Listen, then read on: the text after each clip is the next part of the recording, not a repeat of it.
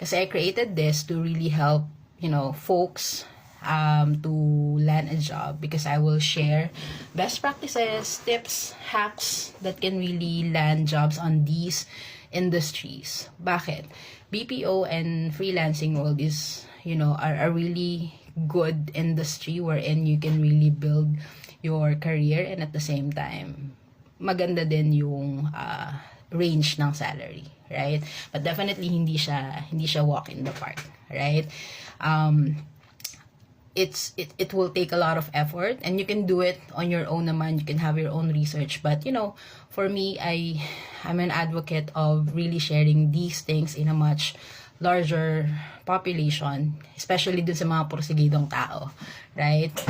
The people who are really determined to, improve and succeed to land these jobs.